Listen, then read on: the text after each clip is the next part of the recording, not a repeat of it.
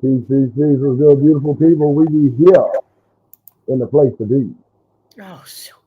Thank you. Caught y'all off guard. I saw it Oh, coming. man. I didn't even hear the music or nothing. I didn't even, but Okay. we here. We here now.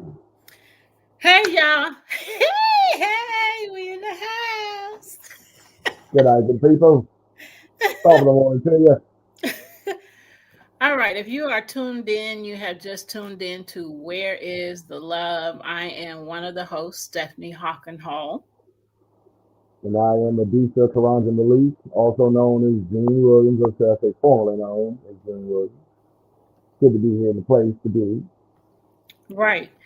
So, if you're watching us either on our YouTube channel, Roku TV, uh, or Amazon Fire. On Roku and Amazon Fire, you can search PODTV space LIVE and watch us live while we're doing this show right now, or whenever they do a replay.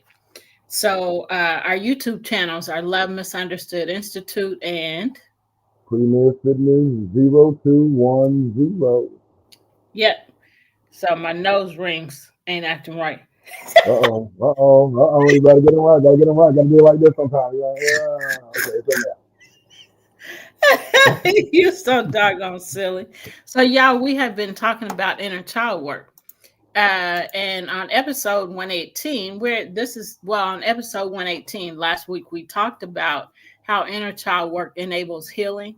We gave you some tips and tools to guide in the healing process to release emotional baggage. Yep. Today, this is episode 119, and we're starting out talking about breaking negative patterns. You want to add anything before we start? No, this is a juicy one. I'm ready to dig in. Okay, you want to start or you want me to start?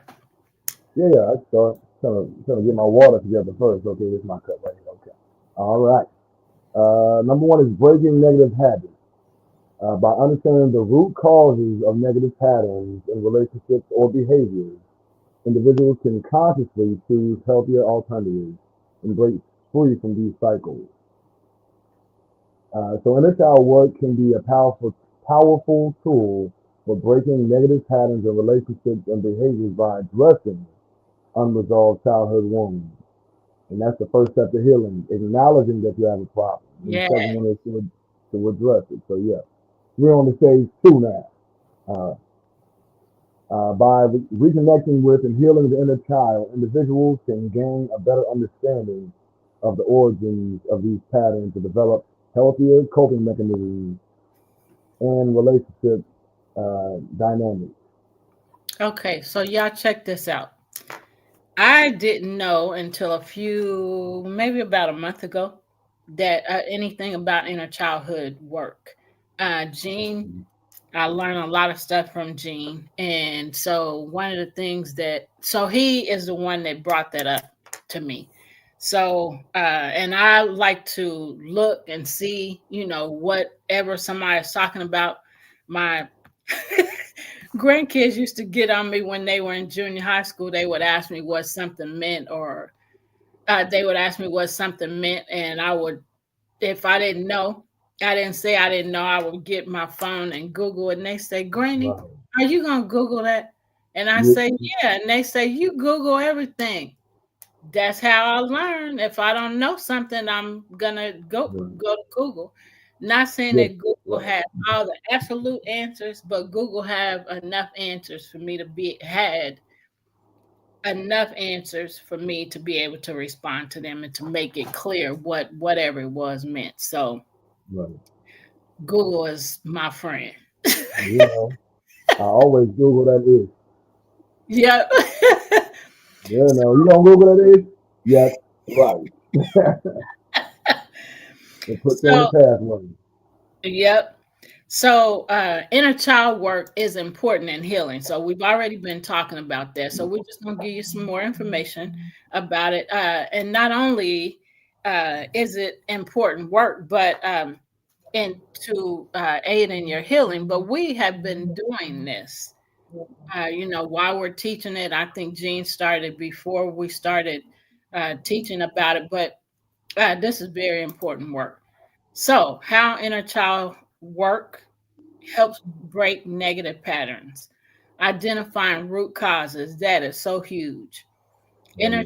child work helps individuals understand how past experiences, particularly childhood trauma or negative influence, or wait a minute, particularly childhood trauma or neglect, influence their current behaviors and relationship patterns. I had no idea. I'm always asking the question, Mark, our background. We went to the beach on y'all. We got our toes in the sand and everything. Listen, man. So, oh shoot, I forgot what I was gonna say because I'm being silly.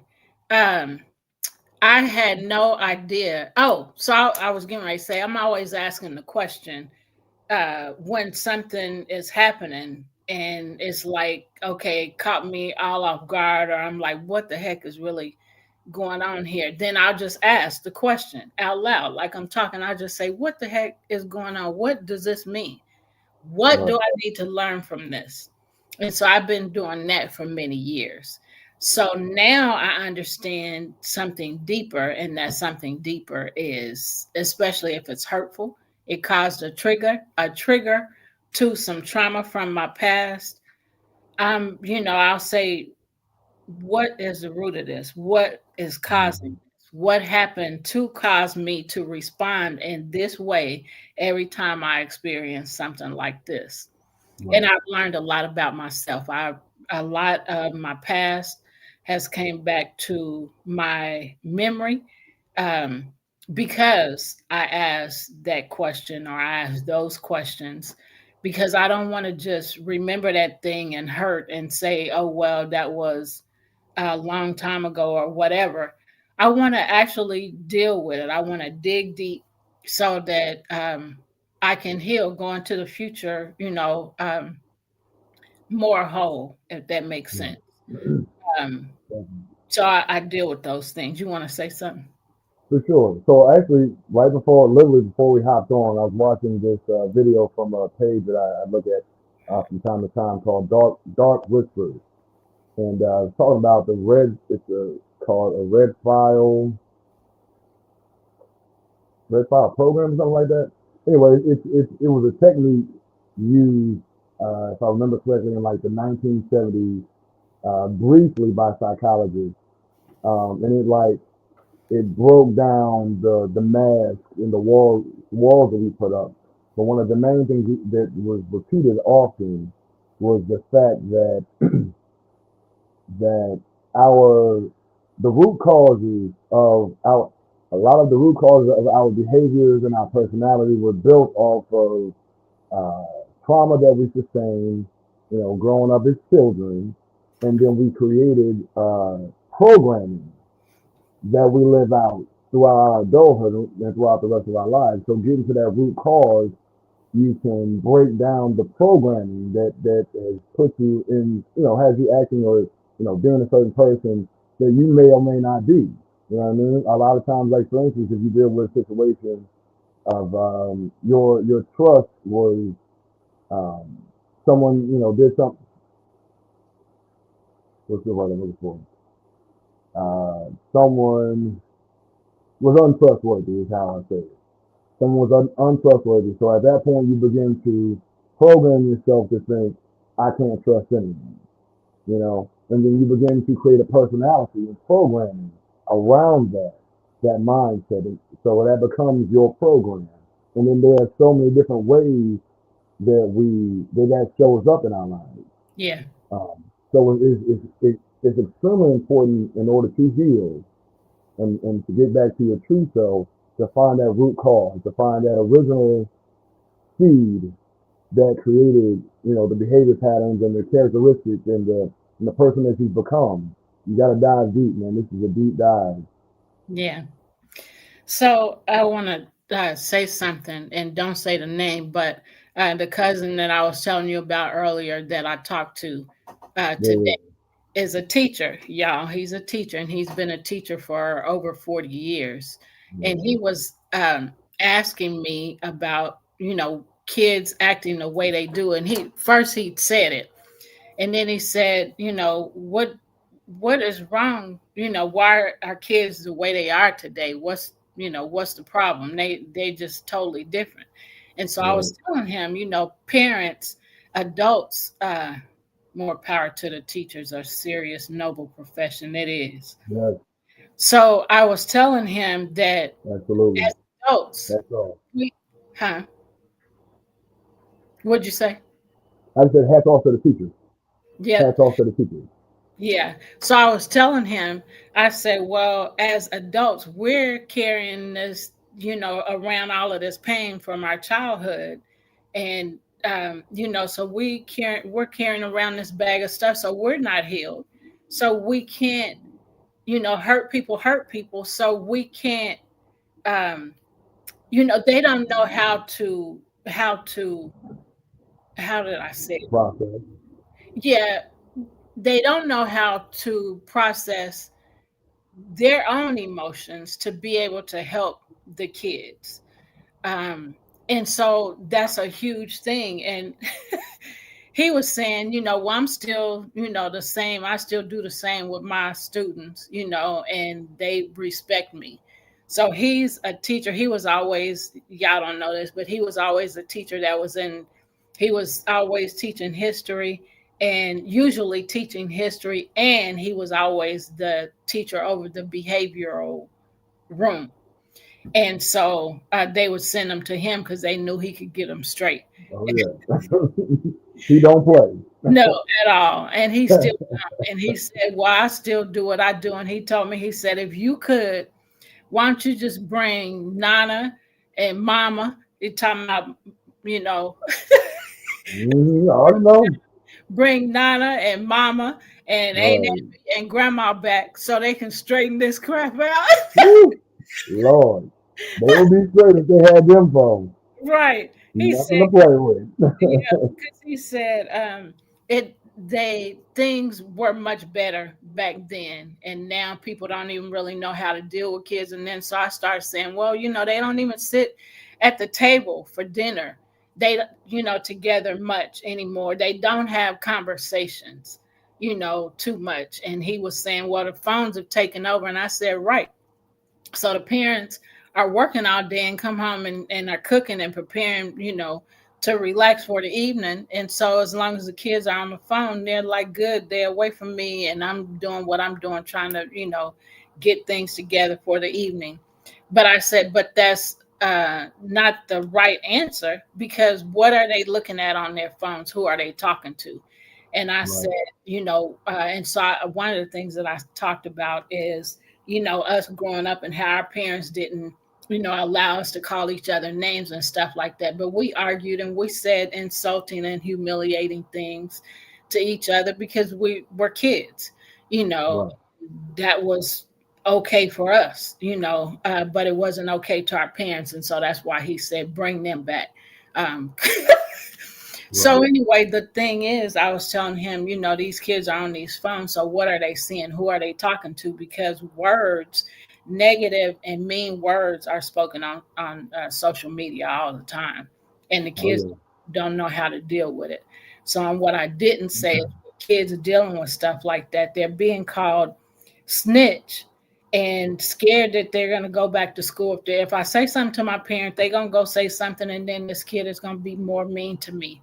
And so with those couple things, they're not willing to communicate to get help because they're scared, you know, Right. of what might happen afterwards. Yeah. So anyway, you want to add something, and then I'm gonna read Mark's comments. Yeah, for sure. So the funny thing for me is that, like, if you really pay attention, every generation says these children ain't like they used, ain't like they used to be. Yeah. It's very different and very much the same in a lot of ways. Um, so you got children dealing with chaos and whatnot at home, and then going to schools, and they all dealing with it. And with the older generation, it's like you've had these wounds since you were a kid, so you got scar tissue. You know what I mean? You're not healed, like you said. You're not healed, but you got scar tissue. Now you kind of set in your ways. But these kids, they still have a fresh wound. You know, Yeah. they just got cut open. And you Yeah. know what I mean? And every time they get, poked on it, it opens up more. Pus comes out of it or whatever. So it's really like we have to. I think it's something you and I talked about maybe on the phone. I think when you were talking about the connection with the pastors and the city people, that we're all hurting. Yep. Adults and children alike, and we have to come to the realization that we are all hurting. We're Yeah. all seeking a path of healing, and we need Yeah. to be empathetic and still set firm boundaries. You gotta have that balance. Be Yeah. empathetic, but also, hey, this is the line right here, partner. Yeah. If you can't get your together, then you're gonna have to go that way to the left. Right. You know, but if you can, I mean, and being aware, like we all have had those times when we are heavily caught up in our emotions and things that we have experienced, and it's just in that moment be empathetic and allow them space to talk. But again, when they start going crazy, hey, now listen, there's consequences to every action. Now, do Yeah. know that. Now you can express how you feel to be respectful. Yeah. You can be angry, but don't hit people. Don't toss things, or get you a punching bag like I have in the corner of the house. It's Yeah. a punching bag. Find you a pillow, something, whatever. Find a Yeah. constructive way to get that stuff out. But Yeah. I just feel like we are all dealing with a lot of the same stuff, and the more that we are able to be sympathetic and balance it with boundaries, the better we can do with healing ourselves and setting the example for others. Because that's really all we can do, be Yeah. the example. And you just read it, acknowledging whatever the pain is in the first Right, place is right, to start the healing process is very important. So Mark said parents are letting the kids get away with a lot. Um, and that has a lot to do with how we're told that how we can the limitations on how we can punish our kids. So it has a lot to do with that, um, and why things are so different, or it right, has something to do with that. And then he also said a friend's daughter is like young 20s, and she says the adults are the ones who give her a hard time. They feel privileged. Um, and in a class yesterday, they were talking about, we were in a mental health class, resilient program, that the one that we're doing in the schools. And so what came up is that kids, that when kids are doing things, when they're acting out, instead of us responding to punish them, we have to remember, or we should remember, um, that they have things going on too. So like right, the kids in the classroom, we don't know what's going on outside of the group counseling. So what they're going through at home, we don't know. So instead of getting upset when they act out, we were told to think about, uh, and that's our power struggle. So we can stay there and and go through our power struggle trying to make them conform or right, make them do something that we want them to do, but that's not going to help. So it just still goes back to that pain. What is that right, pain for them? What are they experiencing?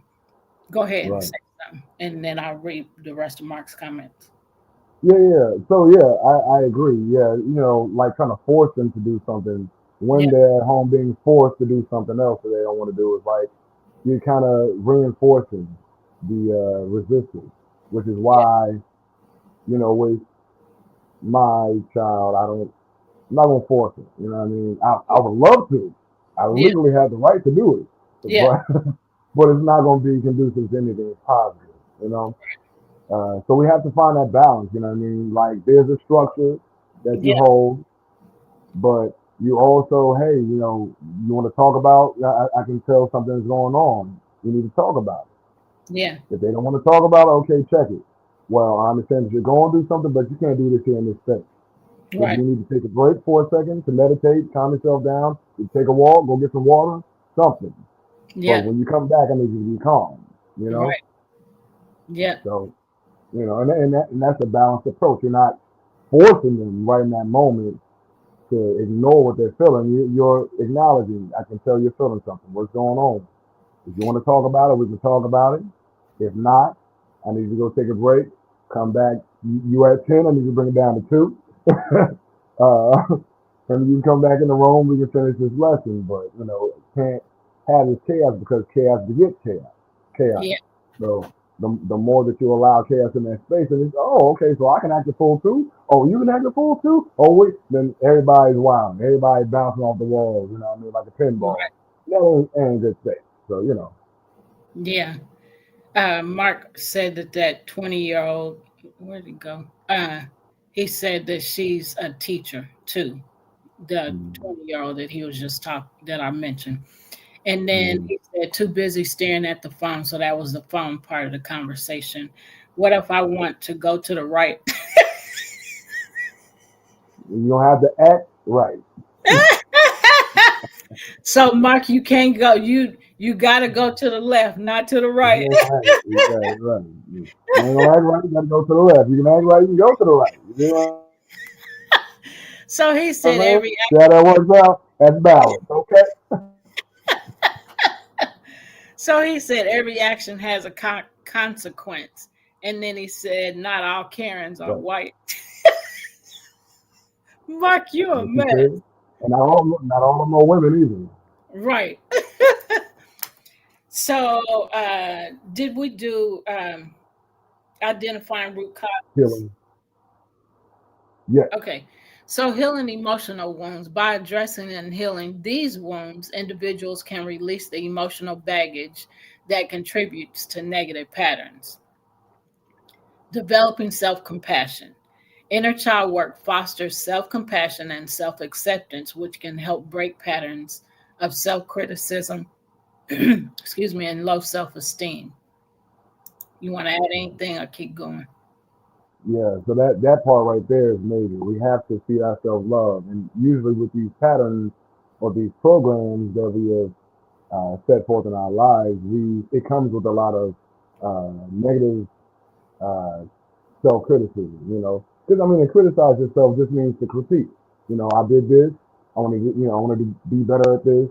So on and so forth. But when it's negative, it's like I'm not good at nothing. That's why everything goes bad because I'm not, worthy or whatever is the tape in your head. You Yeah. know. But developing self compassion is allowing yourself the space to be like, you know what, I messed up, but I can do better and come back to it. Take it as one of my favorite cliches is um, don't take L's as losses, take them as lessons. Yeah. So this is just an opportunity to learn, Yeah. and that's how we should approach life, at least from my perspective, my judgment. Yeah. Yeah. You can go to the next part unless you want to add something else. I guess. All right. Improve. So next is improving relationships. By healing inner child wounds, individuals can develop healthier relationship patterns, including better communication, boundaries, my favorite words, and emotional regulation.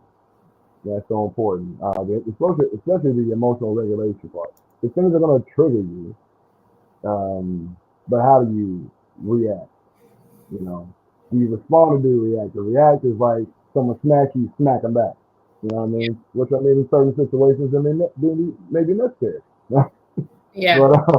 But no, in most times, like you're going through a situation, and do you flip out and have a big temper tantrum and whatnot, or do you step back, take a deep breath, and process and analyze it from an observer standpoint as opposed to a person who's an actor in the situation. Yeah. All right. Break. Go ahead. Yeah. So next is breaking repetitive cycles. Inner child work can help individuals break free from repeating unhealthy cycles of behavior and relationships that stem from childhood experiences. So you gotta want to break the repetitive cycle. If you don't Right. choose to break the repetitive cycle, you will continue to repeat it over and over Oh, and over again. So you got to acknowledge that it's a thing, you know, um, and then move forward. So when you And move do forward, something you different. Do huh? something. I said, and do something different. The new single coming soon. Stay tuned. Shameless plug. So go ahead with the next one. All right, so next is boosting self-esteem. Addressing past hurt can lead to increased self-worth and confidence. Confidence, making it easier to set healthy boundaries and advocate for oneself. So when you feel confident in yourself, it's easier to be like, "Hey, listen, man, I love you, but it's now." But when you don't have that self-love and self-esteem, it's easy to let people run over you, and if Yep. you're like, well, at least they're here in my life. Yeah, but they causing hell, and they need to go to the left. But okay. You're so doggone silly. Just a little bit. Okay, go ahead. Is it All emotional right. regulation? Yeah. Yeah. All right. Okay. So next is emotional regulation. Inner child work can help individuals develop better emotional regulation skills, reducing reactivity and impulsivity in relationships and other situations. So I want to say it again. Like when you're in a situation where you get triggered by something that may or may not be occurring, the tendency is to flip out. Or some people go the opposite direction. Some people flip out and rage out, and other people is like they just go, and it's Yeah. like they're there, but they're Shut down. not there. Right, exactly. That whole shutdown thing. Yeah. Um, but doing the inner child work allows you to again approach it from the standpoint of self-analysis. You know, analyzing why I feel what I feel and what that feeling came from, and then you get to really look at the situation that you're going through. And it's like, is that the same as that past thing? That root cause, is it the same thing or does it feel like the same thing? And feelings are important, but we also need to step back from feelings sometimes and analyze it from a, I hate to use this word sometimes with people, emotional regulation and logic don't always seem like they go together, but really they do. When you're able to step back from the emotional aspect with the energy moving and step back into, you know, observing, and that's where logic comes from. Logic comes from, you know, paying attention to the situation from an observer standpoint, as opposed to being active in it. So, and that's the beauty of emotional regulation. You can step back and not be so thrown up in the storm of emotions that you can't think right or think clearly, which Yeah. causes your actions to be chaotic. Yep. And which ain't gonna help nothing. Cause I can't remember his name, but he said you can't solve. Shoot, it ain't coming to me. Solve Solve problems on the same wavelength or level vibration. created on That same right, level exactly. created on. Right. So you know some he's a famous man, but I can't think of his name. Um, but so you gotta come on a different level. Right. So then creating a sense of safety and trust by nurturing their inner child, individuals can cultivate a sense of safety and trust within themselves, which can translate into healthier relationships with others. Nope. Want to add anything? Increase self compassion. Healing the inner child fosters self compassion and acceptance, allowing individuals to treat themselves with the same kindness and understanding they would offer to a child. Now, that's Mm-hmm. what real love does. Mm-hmm. Real Yep. love, I treat me good, and so in turn, I treat you good. So, Right. Yeah. love, Again, the self compassion for it is sorry, learn to love others the way the way you love yourself. So go ahead and say sorry. or love others the way you want to be loved. Because often we don't treat ourselves with that greater love, but we have a desire or a vision of what love would be like best for us. So Yep. treat your inner child like you would treat yourself with that love or that vision of love. Hmm. That's a thought of another song I wrote back in the day. Oh Lord. Him and his They music. always in there. They always in there. Okay, so you want to do inner child work and self compassion? Yeah, I guess. All right, so next, inner child work and self compassion. So, inner child work is a therapeutic approach focusing on recognizing and healing the emotional wounds and unmet needs from childhood that can affect our behavior, thoughts, and relationships as adults. By addressing these past experiences, inner child work creates a path toward increasing self compassion. And here's how. So, number one is nurturing a wounded inner child. We all have a wounded inner child, and I would judge that to be factual. We all have those things that, for whatever reason, we didn't get, or we felt like we didn't get, or whatever be the case. Yep. So inner child work allows you to acknowledge and tend to the pain, neglect, or harm your inner child may have experienced. Number And you two, know what? Sorry to interrupt. But when we do that, that keeps us from keep pointing the finger at other people. Well, you didn't right, do this, so that's why I'm like this. right, So we can keep pointing the finger at what somebody else didn't do and stay stuck because that's what we're going to do. We're going to stay stuck. Or we can say, okay, this happened. I don't know why, but that's not my focus. My focus is getting out of this pain and releasing this pain and letting it go and moving forward. So when yep, we look at things from that perspective, then we can, start our healing process.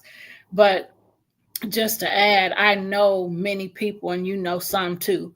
Um, but I know many people that are holding so tightly onto that hurt and that pain and not releasing it. Well, nothing else can get in. Nothing can get right, in and nothing can get out. That hurt just stays. But when you open your hand and release it, you are releasing that thing, and now your hand is open to receive whatever that good thing is. So that hurt and that pain of whatever you have experienced um, can't go away unless you choose to release it. And you got a choice. I can hold on to it and be mad, angry, bitter, upset, full of hatred, right, all of that stuff, or you can let it go. But you got to choose every time.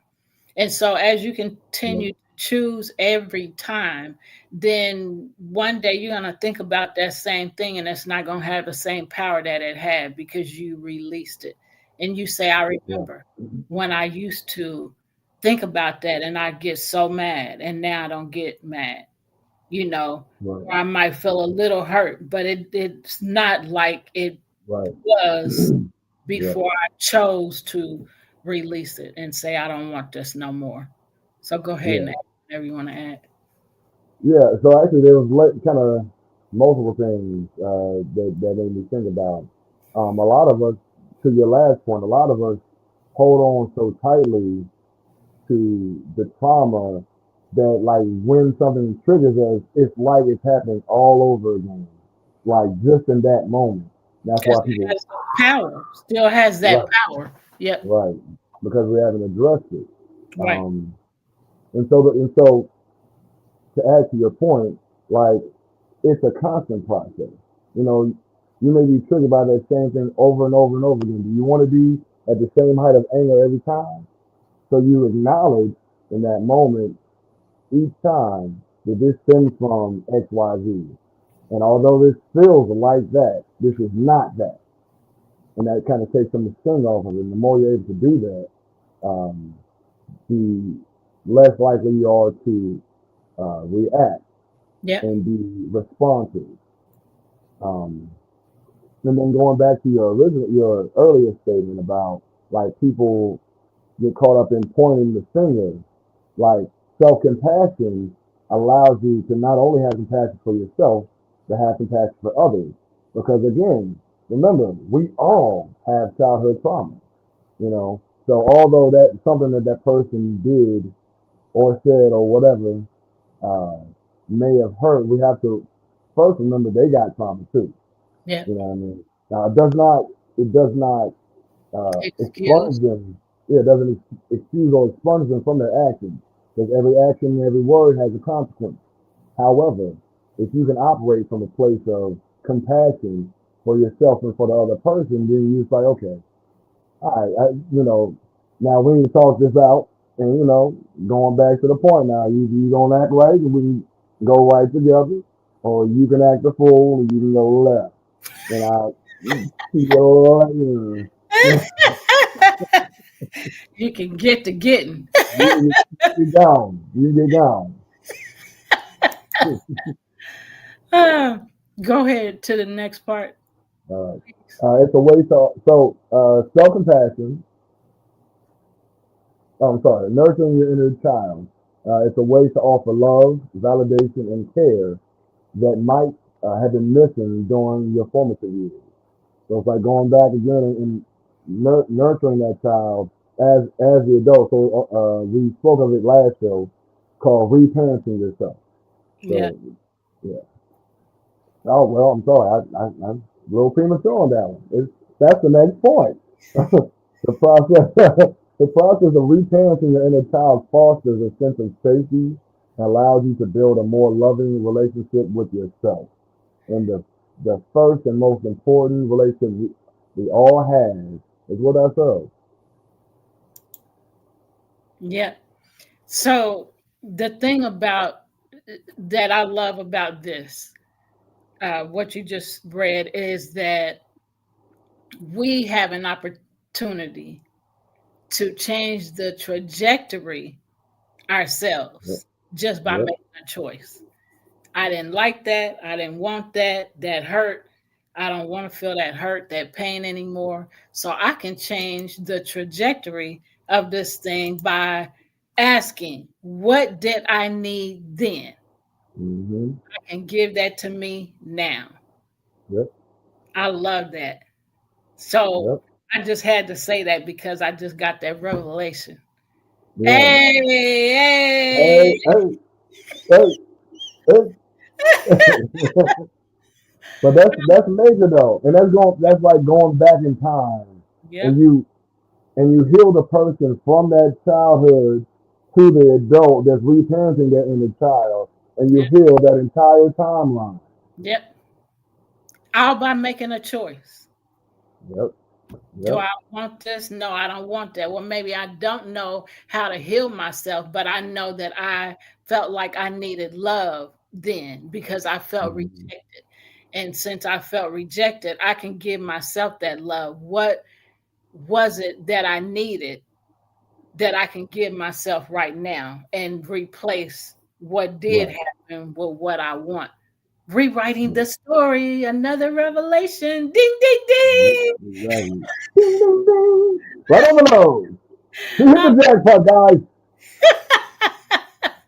okay, go ahead. I love it when I get these revelations.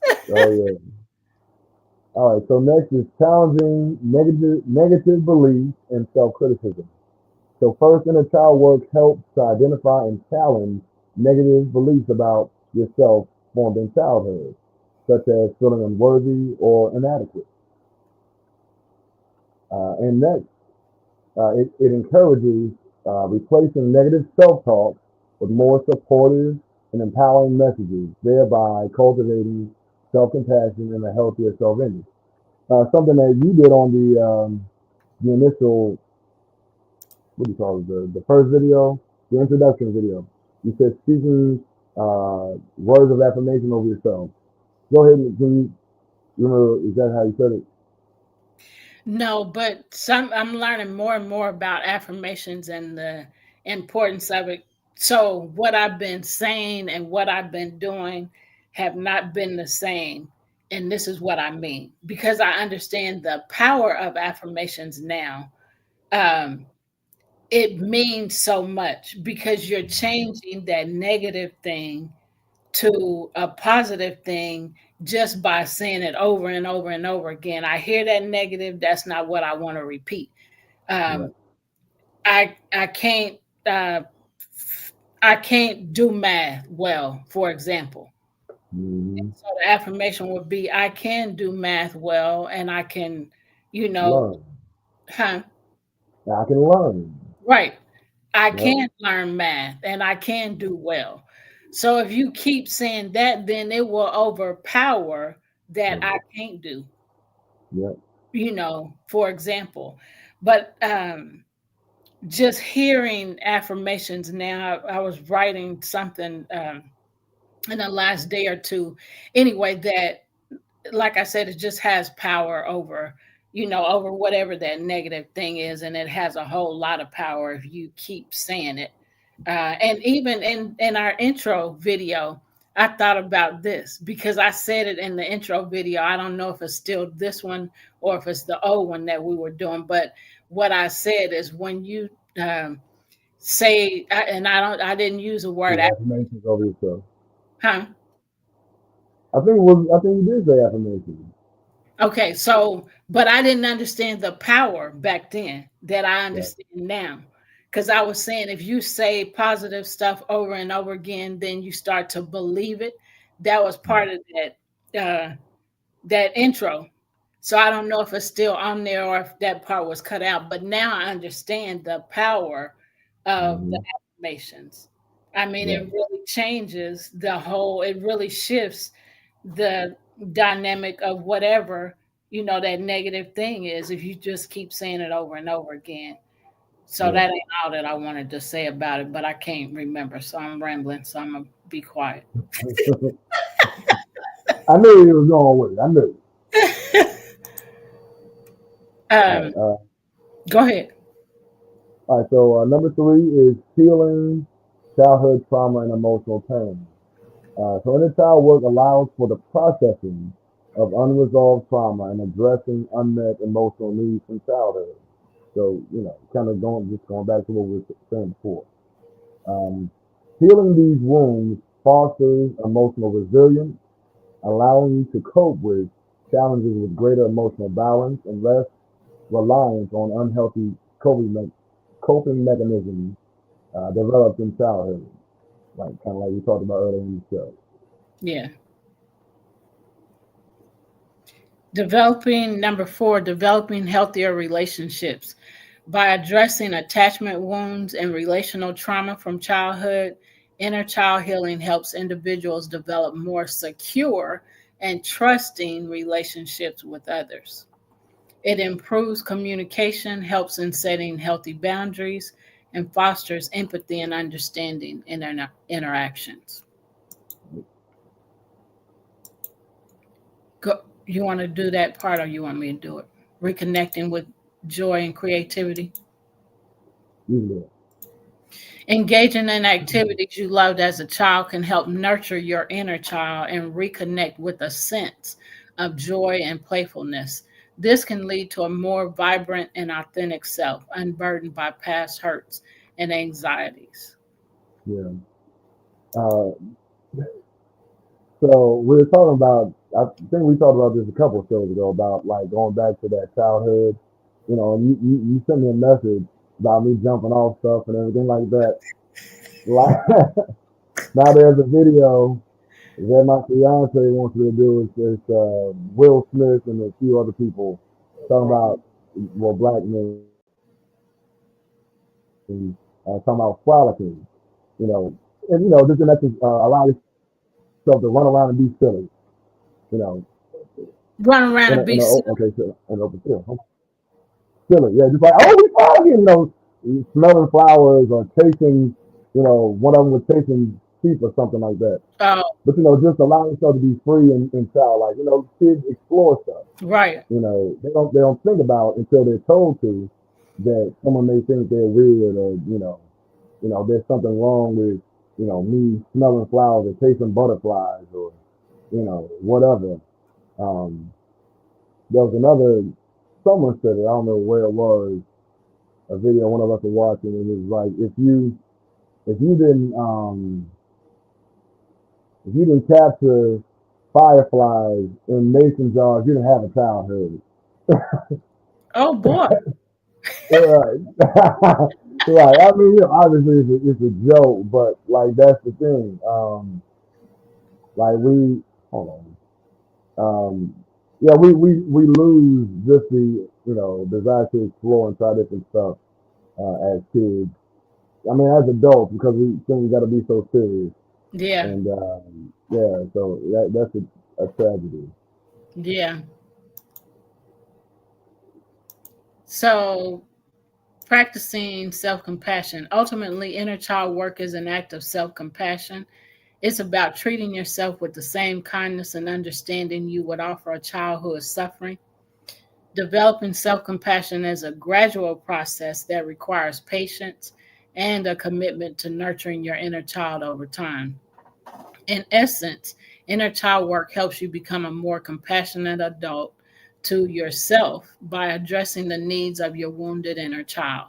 This process fosters a deeper sense of self love, self acceptance, and ultimately greater emotional well being and resilience. You I'm want sorry, I had to send a text message real quick. to? Okay. So, improved emotional regulation. Through inner child work, individuals can develop a greater understanding of their emotions and learn to manage them effectively, reducing reactivity and emotional overwhelm. How inner child work can improve emotional regulation, and this is important. Inner child work is a therapeutic approach focusing on recognizing and healing the emotional wounds and unmet needs from childhood that can affect our emotional responses as adults. And this, when I was talking about the teacher, the relative of ours that's a teacher, um, Hmm.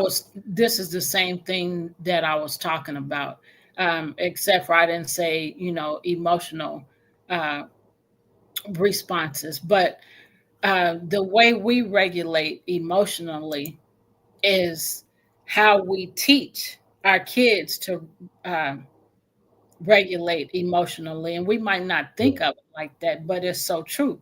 Because, and I was telling him this, that they do what we do, not what we say. Say that again And for the this is, people on the back.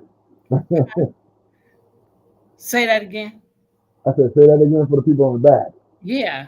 So I was telling him that, and I said, so they're watching, the adults at home, because he said something that sparked that and made me say, well, the parents, the kids are watching the parents, and they're, not doing what they say. You saying do this, but if you're not doing it, they ain't gonna do what you say. They Right, gonna do what you do. Just because you say don't go hit Johnny, well, if you hit Johnny, then it must be okay to hit Johnny. So I'm gonna go hit Johnny too because you did. right, right, exactly. So people don't think like that, but it's very real. Right. I mean, it also goes into like you're telling them to do something that they don't have the example for. So like, how am I going to do something that I've never seen done? Right. That's very You true. know? Yep, very true.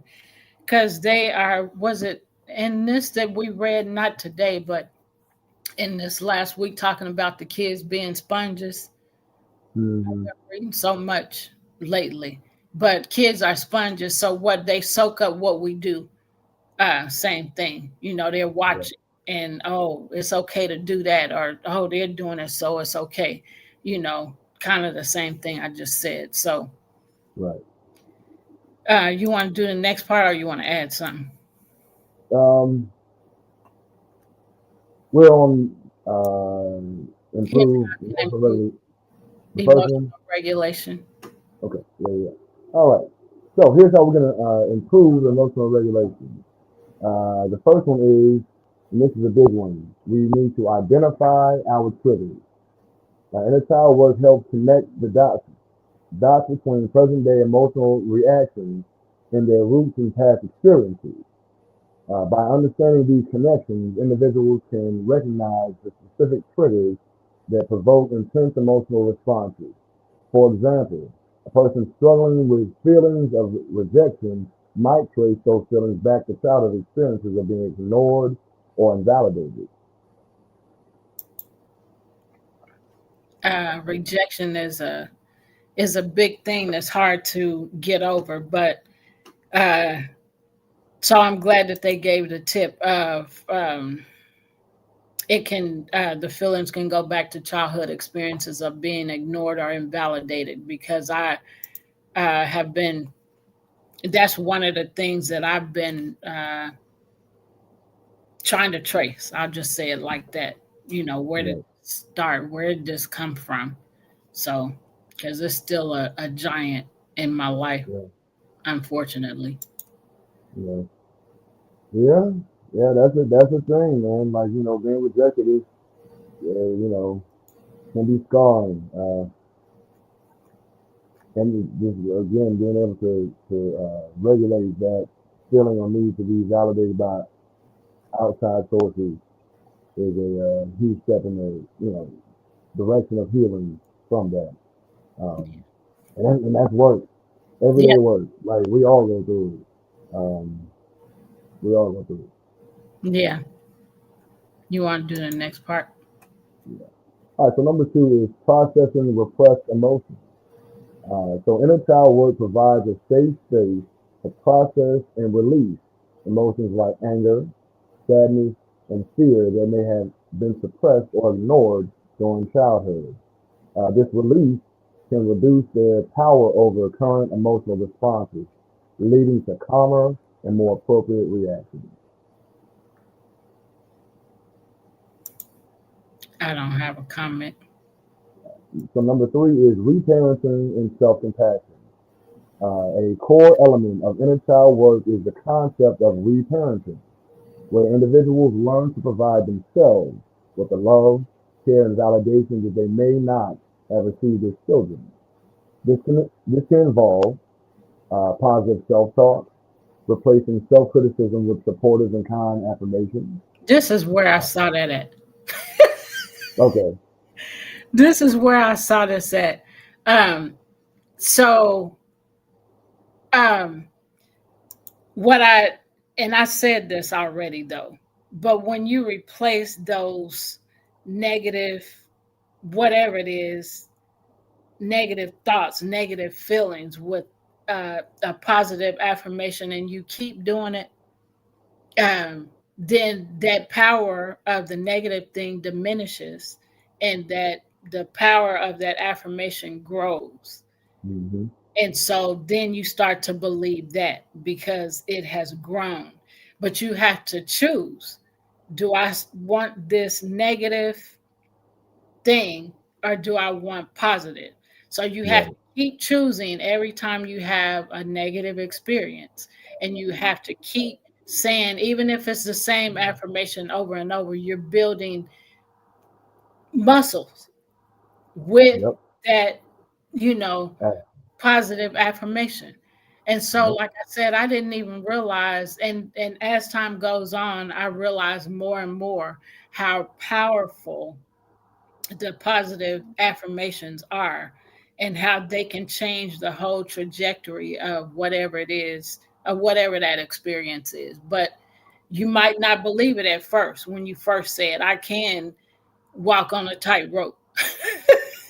You Right. might not believe it, but if you keep saying it and you keep practicing, you're gonna Hmm. get better and you're gonna believe. I believe I can do it. I believe I can fly. I Yep. believe I can Hey, touch the sky you better touch it. every night and day. Oh, okay. Better section lanes out and fly away now. Don't play with me. Ah, But Mark, now there's a Native American saying that goes, let me say this real quick. Remember what you said. Gonna say. Mark said, "I saw Stephanie at the circus. She's a tightrope walker." Lord, Go ahead and say she what you. believes, she believes, she believes, she believes, she believes.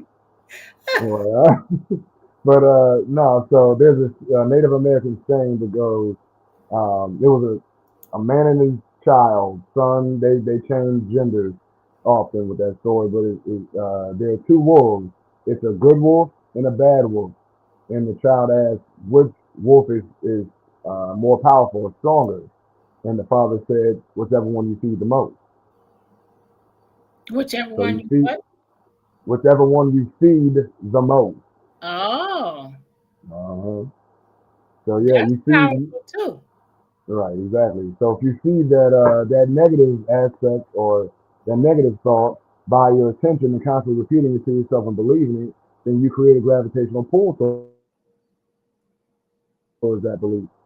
But if you go the other way and you constantly feed that healthy thought, then you create a gravitational pull towards that. So again, it's what you choose. So another revelation. Putting a seed in the dirt, don't water it, it ain't gonna grow. You know, If you water it, it's gonna grow. So if you water and keep watering it with positive affirmations, it's gonna grow into something positive. But if you right, um and so the seed never gets anything, no roots attaching to it because it's dead, and you killed it by choosing not to water it, and by choosing not to feed it, as you just said, by choosing not to feed it. So it's not going to grow, it's just going to, be there. So you got right. to choose what you want in everything. You got to make a choice. So for every negative experience, we only have 4 minutes. So Mhm. are we at number? We're not going to do any more, but are we at number three? Yes. Um, yeah. Okay. Setting healthy boundaries. So we don't have to wait a minute. I'm just trying to figure out where to start next time. So reparenting Oh, and self compassion. right. Okay. So we'll start there next week. So let's tighten up so we can end the show. So, y'all, we have shared a lot of tips and tools, a lot of information. We're learning as we go. We've learned a lot.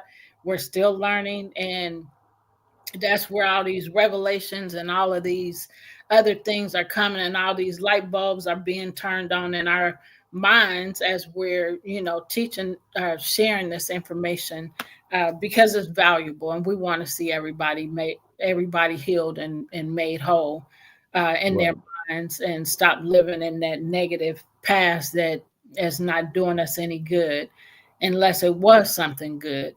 So Right. keep feeding yourself with positive affirmations. It's so important and so valuable. What you want to add? Yeah. Definitely keep feeding yourself positive affirmations.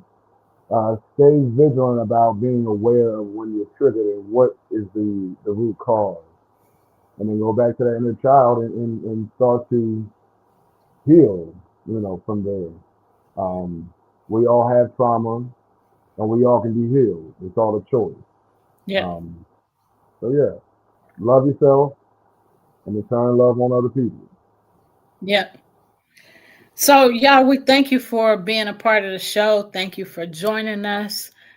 This is huge to us, and it means a lot to us to heal. And we want to see other people, like I said, healed and made whole in their minds, and not developing and experiencing mental health issues like a lot of people do. So that's why this is important to us. So stay true to yourself, love yourself, and until next time, peace. We send you peace, we send you love. Take care, and bye for now. I